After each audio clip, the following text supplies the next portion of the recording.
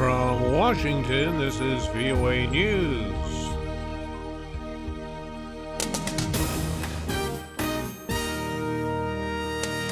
UN welcomes extension of humanitarian pause for Syrian city of Homs. Taliban positive on Pakistan peace talks. I'm Ray Kouguell reporting from Washington. Delegates from the Syrian government and the opposition opened a second round of peace talks in Geneva Monday. U.N. Arab League envoy Lakhdar Brahimi met separately with the two sides in an attempt to set an agenda for discussing issues such as setting up a potential transitional government and humanitarian aid in besieged areas. The UN says the Syrian government and opposition have agreed to extend a humanitarian pause in the beleaguered city of Homs for another 3 days. VOA's Margaret Besheer reports. UN Humanitarian Chief Valerie Amos said in a statement she hopes the additional 3 days will allow for the evacuation of more civilians and the delivery of additional urgently needed supplies. The clearly marked aid convoy came under gunfire and mortar shells were fired near it. One driver was wounded. Amos said it was absolutely unacceptable that UN and Syrian Arab Red Crescent workers were deliberately targeted. She also condemned the deaths of 11 people as the operations were conducted because the parties did not abide by the ceasefire. Margaret Besheer, VOA News, the United Nations. More than 800 people have been evacuated from the rebel-held city since last Thursday. A third shipment of chemical weapons material left Syria to be destroyed as part of an internationally brokered agreement to rid the country of its chemical weapons arsenal by June 30th.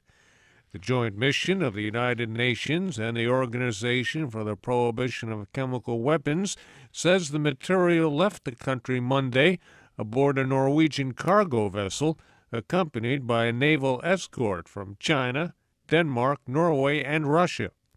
Until Monday's shipment, Syria had sent less than 5% of its stockpile to be destroyed. The Taliban-appointed team to negotiations with the Pakistan government said the militant leaders have adopted a positive attitude to peace talks held last week with the government. Sharon Bain has details. Maulana Yusuf Shah, a member of the Taliban-nominated peace negotiation team, returned from the northwestern tribal North Waziristan province Monday, saying he was encouraged by the Pakistani militant group's reaction to the government's latest outreach. He said the leaders of the Pakistani Taliban, the Shura or Council of Elders, had adopted a very positive attitude and gave a very positive response to the government's overtures.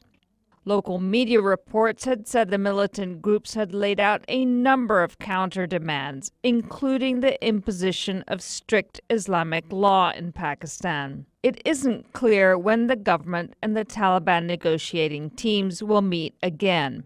Sharon Bain, VOA News, Islamabad. The International Criminal Court opened a hearing Monday to decide whether to bring Congolese rebel leader Bosco Ntaganda to trial for war crimes and crimes against humanity.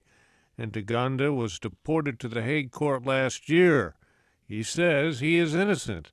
Lisa Bryant has more. Wearing a dark gray suit, former rebel leader Bosco Ntaganda sat impassively as the International Criminal Court's prosecutor, Fatou Bensouda, outlined her case against him. Bosco Ntaganda, a notorious commander known as the Terminator, is here before you because of his role in pursuing a campaign of violence and terror against civilians and children for more than 1 year, and for failing to prevent or punish crimes committed by troops under his effective command and control. The 13 counts of war crimes and crimes against humanity against him deal with atrocities that took place in DRC's northeastern Ituri region between 2002 and 2003. Lisa Bryant for VOA News, Paris. Most recently, Ntaganda was considered a key leader of the rebel M23 group, which launched a major offensive against the Congolese government in 2012. Waterlogged British towns on the River Thames prepared Monday for days of new flooding, with officials issuing 14 more warnings as the fabled river burst its banks about 30 kilometers upstream of London. The new alerts were issued as Prime Minister David Cameron toured parts of the devastated region for a second time in 3 days. And the Netherlands swept the men's 500-meter speed skating at the Winter Olympics Monday, tying for the lead in the medal count after 3 days of competition in Sochi. By day's end, the Netherlands, Canada, and Norway were tied for the most medals with 7. Canada and the Netherlands lead in gold medals with 3 each. I'm Ray Kouguell, VOA News. Details on these and other stories on our website at voanews.com.